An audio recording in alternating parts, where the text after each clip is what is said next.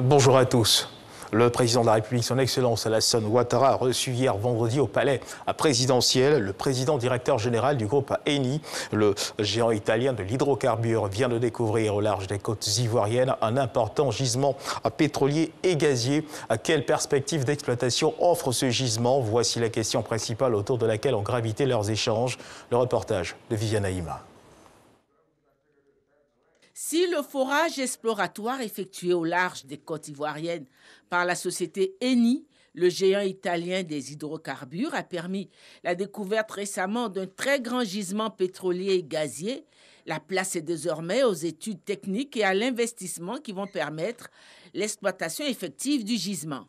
Ce vendredi 1er octobre, le président de la République, Alassane Ouattara, a reçu au palais présidentiel le président directeur général de la société Eni pour s'entretenir de toutes ces questions. Ces échanges ont fait ressortir le formidable impact que cette exploitation pétrolière et gazière pourrait avoir sur le développement du secteur pétrolier en Côte d'Ivoire. On a parlé de développer d'une façon efficace et rapide pour pouvoir porter des retours matériels au pays. Des retours matériels au pays, pas seulement en termes de pétrole, du gaz, de l'énergie, mais en train du poste de travail et développer le contenu local, les sociétés, les petites sociétés.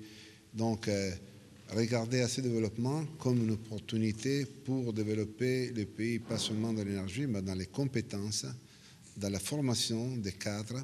On a parlé aussi de développer ces gisements en réduisant les émissions de CO2. Notre but, c'est d'avoir un projet qui, à la fin, va produire du pétrole et du gaz sans émissions primaires. Et aussi avoir la possibilité de lier à ces projets le développement de l'énergie solaire et la conservation des forêts primaires et secondaires. Les réserves de l'important gisement pétrolier et gazier découvert au large des côtes ivoiriennes sont estimées entre 1,5 et 2 milliards de barils de pétrole brut et entre 1800 et 2400 milliards pieds cubes en volume de gaz naturel.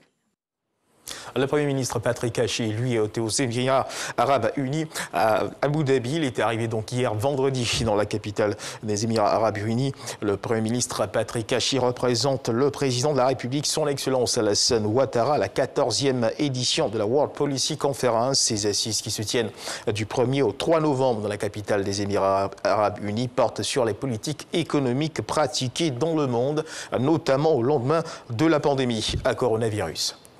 Et puis ici, en Côte d'Ivoire, 4 ans après l'instauration de l'opération Grand Ménage, ce qu'il faut savoir, c'est que le ministère de l'Assainissement et de la Salubrité a organisé un atelier bilan de réflexion sur la consolidation, le renforcement et la pérennisation des acquis de l'opération. Cette rencontre des acteurs de la salubrité vise à mener des réflexions et des pistes en vue de trouver des solutions et de donner un nouveau visage à l'opération et à mettre en place des stratégies de sensibilisation des populations sur l'entretien du cadre de vie.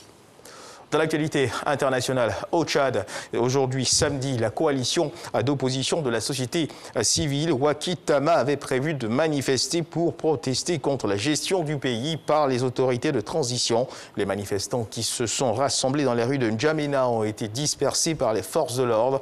La coalition et les autorités n'ont pas trouvé d'accord sur le parcours du rassemblement. Et puis en Afghanistan, depuis la prise du pouvoir par les talibans, le pays serait confronté à une crise économique majeure. Selon plusieurs organisations internationales, le pays pourrait plonger dans une grave crise humanitaire. Une aide d'urgence de 606 millions de dollars a été promise à l'Afghanistan, mais seuls 22% des fonds auraient été reçus à ce jour. La situation, elle, se détériore pour la population. Dans le camp des déplacés de Sarayhid Shamali, plus de 2000 familles qui ont fui leur village à cause des combats qui ont précédé la prise du pouvoir par les talibans vivent sous des tentes de fortune et dans des circonstances difficiles. Et puis on termine ce tour de l'actualité internationale en Australie. Après 18 mois de fermeture, hier vendredi 1er octobre 2021, Scott Morrison, le Premier ministre australien, a annoncé la réouverture des frontières du pays qui sont fermées depuis le début de la pandémie de Covid-19. Une annonce reçue positivement par la population qui va enfin pouvoir sortir du pays.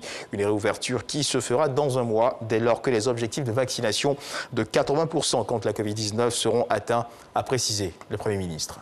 C'est la fin de ce flash d'information. Merci de nous avoir suivis. Je vous retrouve à 13h pour le journal.